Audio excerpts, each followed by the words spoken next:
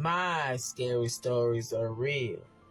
I call this the revenge on the pervert. So when I was younger, my grandmother used to go and get domestic animals. Let me tell you all something about those domestic animals. Once they are abused, they have a certain type of instinct that can protect. My grandmother's house sat in the woods. And every night I got out the shower, I would go and pull the window up. And I would always notice, I would see this light in the woods. And I would just stand there and the light would just constantly move. So I started seeing this man come to my grandmother's house. Every day I get out of school, he would always be there. So he walks up to me one day and he says to me, I like when you wear the pink bra. I don't like the white one.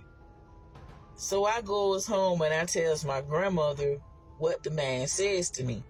I go and walk her to the backyard where I told her that where I be seeing the light. It was thousands of cigarette butts. He had been watching me for some time. I stopped seeing the man come around the house. So every day, my dog Tiger would get out the gate and meet me up to the bus stop.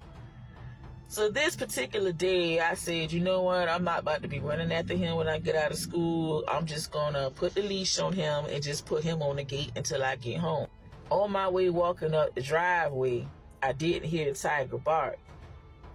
As soon as I got in the yard, I see my grandmother at the gate. And she was like, Chris, don't come forward. Grandmother was taking Tiger from around the gate. The man had got mad and hung my dog by his leash. When she took him down, he was barely breathing. I was crying. I was so upset. And I was just holding him and telling him not to leave. Then he took his last breath. I was upset. I wanted the same thing the man did to me to happen to him. So, about a week later, the ambulance and all of that was around the corner from my grandmother's house. They had found the man in the cut dead. He just died right there in a cut.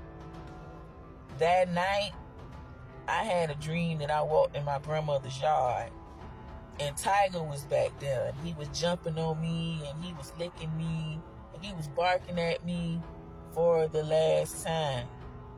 So even in death, I still had my best friend.